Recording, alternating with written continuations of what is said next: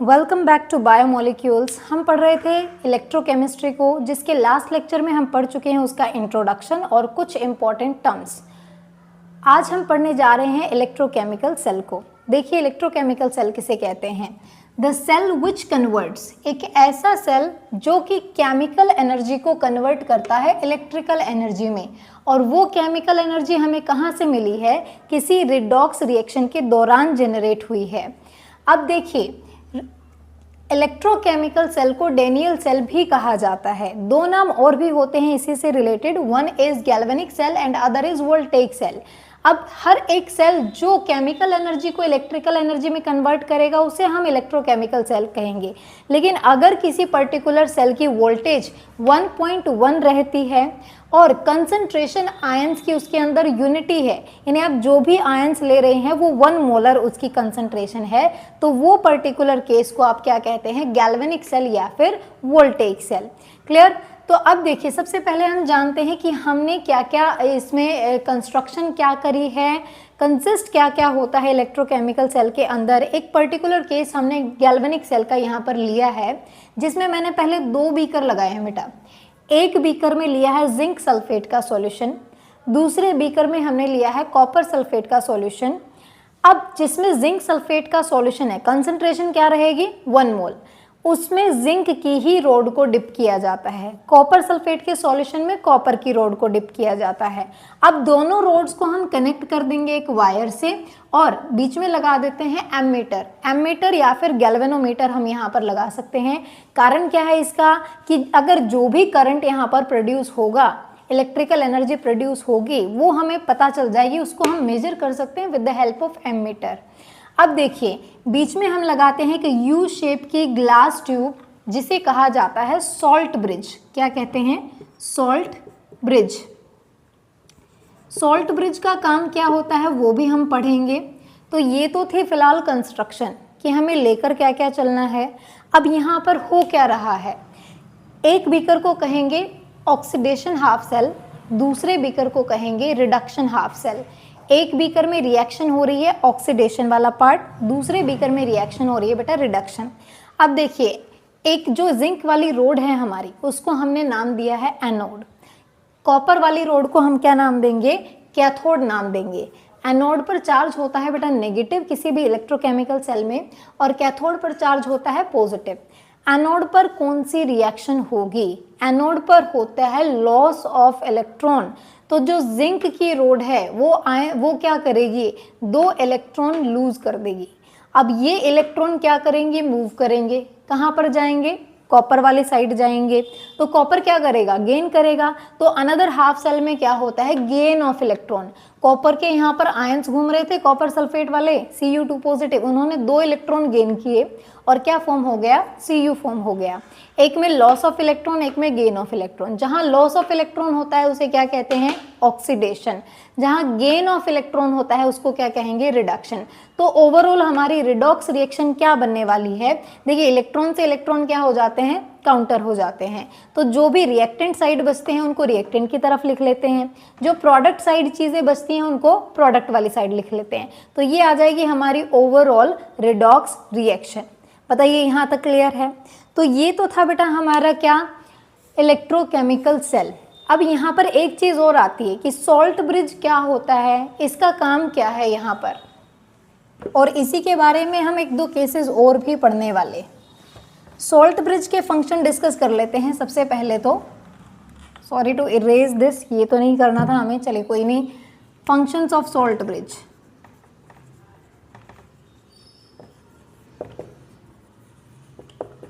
पहली बात तो ये सॉल्ट ब्रिज क्यों है? क्योंकि इसके अंदर डाला जाता है एक आयनिक इलेक्ट्रोलाइट, यानी एक सॉल्ट। जैसे अभी हम यहाँ पर यूज कर रहे हैं बेटा KCl। KCl क्या होता है? इस सॉल्यूशन में जाकर ionise K positive Cl negative. अब ये आयंस की जरूरत हमको क्यों पड़ी? सबसे पहला काम क्या है इसका? सबसे पहला काम है इलेक्ट्रिकल न्यूट्रलिटी मेंटेन करना। सॉल्ट ब्रिज का सबसे इंपॉर्टेंट फंक्शन क्या है? इलेक्ट्रिकल न्यूट्रलिटी मेंटेन करना। अब जैसा कि हम देख रहे हैं, इलेक्ट्रॉन यहाँ से ट्रांसफर होते जा रहे हैं। अगर ऐसा ही चलता रहा तो क्या होगा, यहाँ पर इलेक्ट्रॉन्स की कमी हो जाएगी और यहाँ पर इलेक्ट्रॉन्स क्या हो जाएंगे, ज़्यादा हो जाएंगे। इस चीज़ को अवॉइड करने के लिए अब एक साइड तो पूरी क्या हो गई, पॉजिटिव हो गई, दूसरी साइड पूरी क्या हो गई, नेगेटिव। लेकिन हमको एक न्यूट्रल एनवायरनमेंट रखना है, तो जहाँ पर जितने जोन जोन से आयंस की कमी होती जाएगी, केसीएल क्या करेगा, वहाँ पर उसी टाइप के आयंस प्रोवाइड करेगा।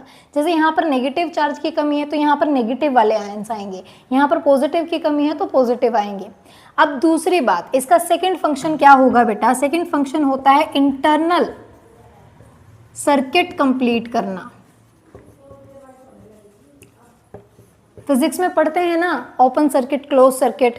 ओपन सर्किट में क्या कभी करंट फ्लो होता है, नहीं ना, तो सर्किट क्या होना चाहिए, क्लोज होना चाहिए। अब हम प्रोड्यूस कर रहे हैं इलेक्ट्रिसिटी, तो इलेक्ट्रिसिटी प्रोडक्शन के लिए, करंट जनरेट करने के लिए सर्किट क्या होना चाहिए, कंप्लीट।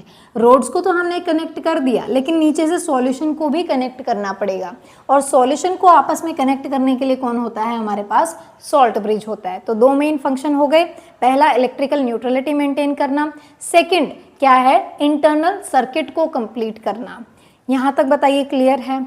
अब अगर इसमें कुछ चेंजेस किए जाएं, एक चीज़ और मैं आपको क्लियर कर देती हूँ कि इलेक्ट्रॉन की डायरेक्शन क्या होती है, एनोड से कैथोड, और करंट की डायरेक्शन क्या होगी, जो भी करंट यहाँ पर प्रोड्यूस होगा उसकी डायरेक्शन हमेशा इलेक्ट्रॉन्स की डायरेक्शन से अपोजिट होती है। करंट की डायरेक्शन हो जाएगी बेटा कैथोड से एनोड, ठीक है, जब तक कि यही वाली चीज़ें चल रही हैं। अब दो केस हैं हमारे पास, दो केस क्या हैं, पहला ये कि अगर आप इसमें किसी एक्सटर्नल पोटेंशियल सोर्स को कनेक्ट कर देते हैं तो क्या होगा। अगर मैं यहाँ पर एमीटर के साथ साथ एक बैटरी भी कनेक्ट कर देती हूँ, सपोज अगर मैंने क्या किया है, यहाँ पर एक बैटरी को कनेक्ट कर दिया है, तब यहाँ पर चीज़ें किस तरह से बदलेंगी। अब ये जो भी मैंने सेल या बैटरी को कनेक्ट किया है, सपोज फर्स्ट क्या हो रहेगा, अगर इसका एक्सटर्नल जो भी हम ईएमएफ यूज़ कर रहे हैं, अगर इसकी वैल्यू कम है किससे, 1.1 वोल्ट से, क्योंकि ये ओवरऑल कितना इलेक्ट्रिक पावर जनरेट कर रहा है, 1.1 वोल्ट। अगर हमने जो एक्सटर्नल सोर्स अप्लाई किया है, अगर उसकी वैल्यू 1.1 से कम है तो कोई चेंजेस नहीं आने का, कुछ भी नहीं आने का, इलेक्ट्रॉन्स अपने वही एनोड से कैथोड ही फ्लो करेंगे, ठीक है, और करंट जो है, करंट हमारा कैथोड से एनोड ही फ्लो करेगा। लेकिन धीरे धीरे हम क्या कर रहे हैं, पोटेंशियल को बढ़ाते जा रहे हैं, जो हमारा एक्सटर्नल पोटेंशियल है, बढ़ाते बढ़ाते वो किसके इक्वल पहुंच गया, 1.1 के इक्वल पहुंच गया। तो सेकंड केस क्या है कि if the external potential will equal to 1.1 volt, तब क्या होगा, जब दोनों चीज़ें इक्वल हो जाएंगी तो रिएक्शन बंद हो जाती है पूरी तरह से, इक्विलिब्रियम सेटअप हो गया। अब यहाँ पर क्या होगा, नो रिएक्शन, कोई रिएक्शन नहीं होगी, कोई करंट नहीं फ्लो करेगा, ठीक है।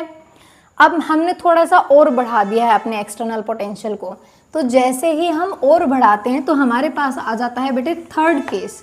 थर्ड केस क्या कहेगा कि इफ़ आपका जो एक्सटर्नल पोटेंशियल आपने लिया था, अगर उसकी वैल्यू ज़्यादा है 1.1 से, तब सारी चीज़ें रिवर्स हो जाती हैं, तब आपकी रिएक्शन क्या हो जाएगी, रिवर्स हो जाएगी। रिवर्स होने का मतलब समझते हो, उल्टा हो जाएगा सब कुछ। अब इलेक्ट्रॉन्स कहाँ से कहाँ फ्लो करेंगे, कैथोड से एनोड। अब करंट कहाँ से कहाँ फ्लो करेगा, एनोड से कैथोड।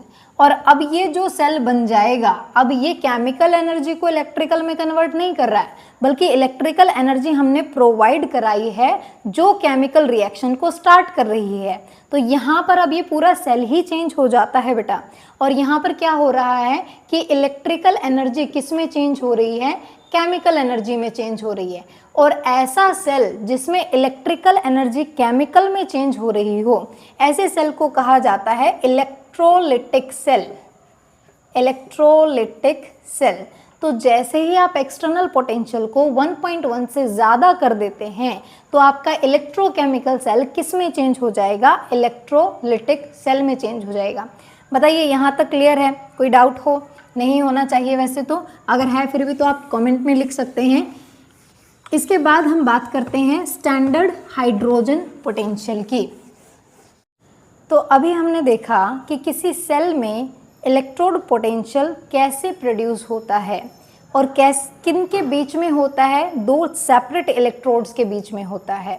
लेकिन अगला क्वेश्चन ये है कि जैसे हमने वहाँ पर जिंक लिया था, कॉपर लिया था, दोनों का डिफरेंस यानी कि सेल का पोटेंशियल डिफरेंस कितना था, 1.1 वोल्ट। लेकिन अगर मुझे सिर्फ कॉपर का पता करना हो या फिर सिर्फ जिंक का पता करना हो तो हम कैसे करेंगे? देखिए, कभी भी किसी इंडिविजुअली रोड का पोटेंशियल डिफरेंस फाइंड आउट नहीं कर सकते, पोटेंशियल नहीं फाइंड आउट कर सकते, because it is a difference जो दो में अगर कंपैरिजन होगा तो ही फाइंड आउट किया जा सकता है। लेकिन उसके बाद हमारे पास एक तरीका निकला जिससे हम फाइंड आउट कर सकते थे किसी भी एक सिंगल इलेक्ट्रोड की पोटेंशियल को, और वो क्या है, स्टैंडर्ड हाइड्रोजन इलेक्ट्रोड, SHE।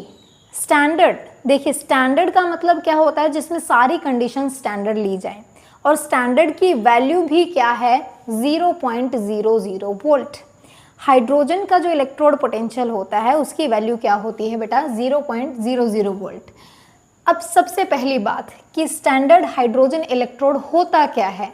जब हम हाइड्रोजन को लेकर एक ऐसा इलेक्ट्रोड सेटअप करें कि जिसको जब किसी भी दूसरे इलेक्ट्रोड के साथ सेट किया जाए तो टोटल जो भी पोटेंशियल डिफरेंस निकल कर आता है वो सिर्फ और सिर्फ उस दूसरे सेल का हो जिसमें हाइड्रोजन वाले यानी इसका कोई भी कंट्रीब्यूशन ना हो। क्लियर। सेकंड, हमें इसकी ज़रूरत क्यों पड़ी, किसी दूसरे का पोटेंशियल डिफरेंस फाइंड आउट करने के लिए ज़रूरत पड़ी।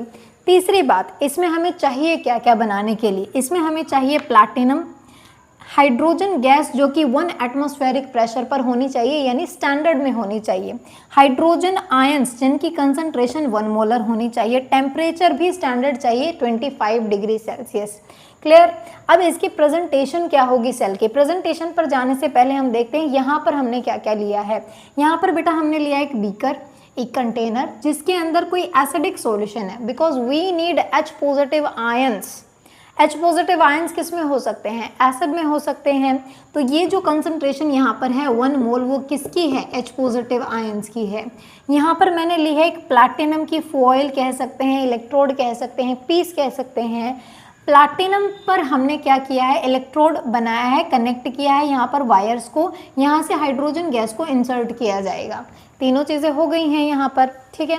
अब दूसरी बात, ये प्लैटिनम ही क्यों चूज़ करते हैं हम यहाँ पर, क्योंकि बेटा प्लैटिनम की सबसे खास बात ये होती है कि ये होता है केमिकली इनर्ट। केमिकली इनर्ट का मतलब ये है कि इसके सामने कोई भी आ जाए ये रिएक्शन नहीं करेगा, नोबल मेटल है ना, रिएक्शन नहीं करेगा किसी से।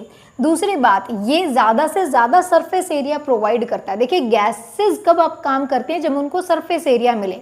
अब हाइड्रोजन गैस है वो कब अपना रिएक्शन करेगी, जब उसको सरफेस एरिया मिलेगा, और वो सरफेस एरिया कौन प्रोवाइड करता है, प्लैटिनम प्रोवाइड करता है।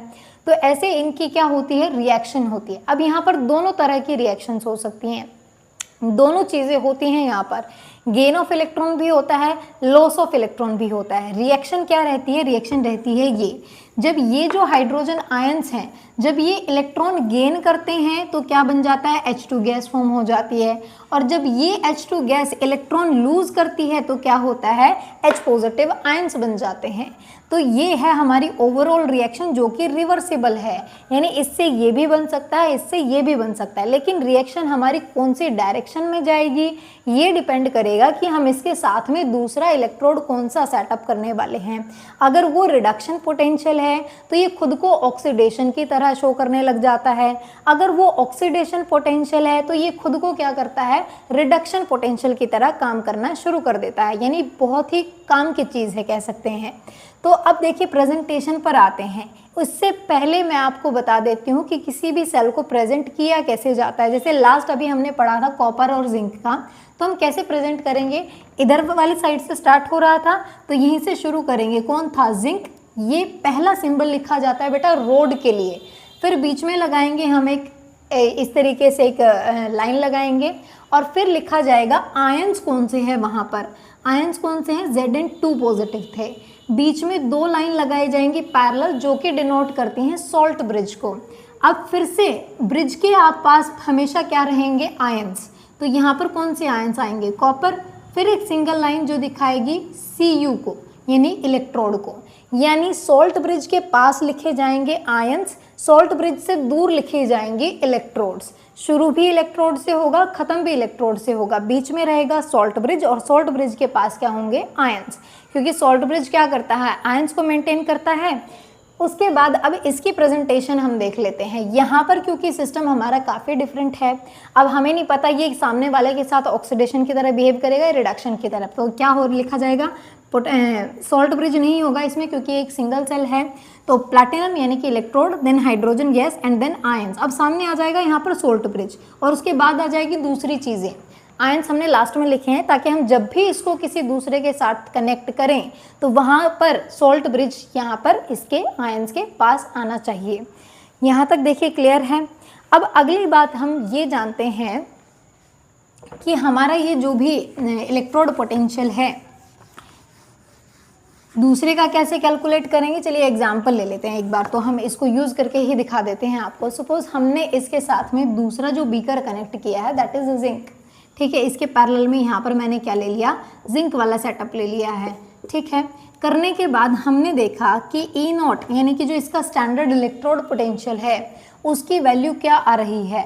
हम जब बेटा निकालते हैं ई ऑफ सेल तो वो क्या आता है, ई कैथोड माइनस ई एनोड, पहले भी बता चुकी हूँ मैं ये फॉर्मूला आपको, या फिर ई राइट माइनस ई लेफ्ट भी लिख सकते हैं इसे, ठीक। अब ये टोटल वैल्यू जब हमने डिफरेंस सेल का मिल गया, यहाँ पर एमीटर वोल्टमीटर जो भी हमने कनेक्ट किया था वहाँ से हमने मेजर कर लिया, जो कि कितना आया है, ई नॉट सेल की वैल्यू आई है हमारे पास -0.76 वोल्ट। अब ये तो सेल की आई है, लेकिन हमें पता किसकी करनी थी, जिंक की पता करनी थी। अब हमें पता है कि जो हाइड्रोजन है उसकी वैल्यू तो क्या है, 0 है। अब जिंक कैसे बिहेव करता है, एनोड की तरह, तो वैल्यू पुट करते हैं, ई ऑफ कैथोड फिर कौन बन जाएगा, हाइड्रोजन, और हाइड्रोजन की वैल्यू क्या होती है बेटे 0 माइनस ई ऑफ एनोड की वैल्यू क्या होगी हमें नहीं पता, टोटल वैल्यू हमारे पास आ रही है -0.76। तो अब देखिए ये तो 0 है, इसको मैं हटाती हूँ तो डायरेक्ट किसकी वैल्यू आ जाती है, एनोड की वैल्यू, और एनोड की वैल्यू वही रहेगी जो कि वैल्यू यहाँ पर है। ऐसे ही आप कॉपर का भी फाइंड आउट कर सकते हैं, किसी का भी फाइंड आउट कर सकते हैं। अब हमारे पास आता है कि कई बार जब हम ये फाइंड आउट करते हैं तो कुछ वैल्यूज़ होती हैं जो कि नेगेटिव में आती हैं और कुछ वैल्यूज़ ऐसी होती हैं बेटा जो पॉजिटिव में आती हैं। तो दोनों में डिफरेंस क्या है, नेगेटिव अगर आएगा तो उसका मतलब क्या होता है, पॉजिटिव पोटेंशियल आता है तो उसका मतलब क्या होता है। तो सबसे पहले देखते हैं पॉजिटिव पोटेंशियल को। अगर आपकी वैल्यू किसी भी इलेक्ट्रोड की वैल्यू सपोज पॉजिटिव आती है तो उसे आप कहेंगे पॉजिटिव पोटेंशियल, और जब किसी का पोटेंशियल पॉजिटिव आता है तो इसका मतलब क्या है, इसका मतलब ये है it is better oxidising agent than hydrogen, कि ये हाइड्रोजन के कंपैरिजन में क्या है, बेटर ऑक्सीडाइजिंग एजेंट है। जो ऑक्सीडाइजिंग एजेंट होते हैं वो क्या करते हैं, गेन ऑफ इलेक्ट्रॉन करते हैं, यानी ऑक्सीडेशन कराते हैं ना किसी दूसरे का, तो दूसरे से लॉस होगा और उनके साथ क्या होगा, गेन ऑफ इलेक्ट्रॉन। तो they have greater tendency to gain electron. जिनका पॉजिटिव पोटेंशियल आएगा, हाइड्रोजन से अच्छे ऑक्सीडाइजिंग होंगे, अच्छी उनकी टेंडेंसी होगी इलेक्ट्रॉन को गेन करने की। एग्जाम्पल क्या है, जैसे कॉपर है बेटा, कॉपर का होता है +0.34 वोल्ट, जैसे सिल्वर है, सिल्वर का होता है +0.80 वोल्ट। क्लियर। अब बात करते हैं कि जो नेगेटिव पोटेंशियल होता है उसके बारे में हम एक बार जानेंगे कि उसका क्या बेनिफिट है। तो नेगेटिव पोटेंशियल जिसका आता है जिस भी इलेक्ट्रोड का, सबसे पहली बात it is better reducing agent than hydrogen. अब हमने देखा कि हाइड्रोजन तो दोनों तरीके से ही काम कर रहा है, ऑक्सीडेशन की तरह भी और रिडक्शन की तरह भी। तो अगर जिसका नेगेटिव आएगा इसका मतलब हाइड्रोजन की कंपैरिजन में वो ज़्यादा अच्छा रिड्यूसिंग एजेंट है। सेकेंड थिंग, अब रिड्यूसिंग एजेंट क्या करता है, लॉस ऑफ इलेक्ट्रॉन करता है ताकि दूसरे के साथ रिडक्शन करा सके, दूसरे को इलेक्ट्रॉन प्रोवाइड करवा सके। तो it has greater tendency to क्या करने की, लूज इलेक्ट्रॉन्स, ताकि दूसरों को प्रोवाइड कराया जा सके रिडक्शन कराने के लिए। एग्जाम्पल क्या है, अभी हमने एक फाइंड आउट किया था जिंक का कितना होता है बेटे, जिंक का होता है -0.76 वोल्ट। ऐसे ही आप आयरन ले सकते हैं, कैडमियम ले सकते हैं, उन सब का नेगेटिव होता है, जैसे आयरन का 0.44 वोल्ट होता है। तो ये होते हैं हमारे नेगेटिव और positive electrode potential. Next lecture में हम पढ़ेंगे नर्न्स्ट इक्वेशन, उससे रिलेटेड न्यूमेरिकल। तब तक के लिए stay connected and thank you so much.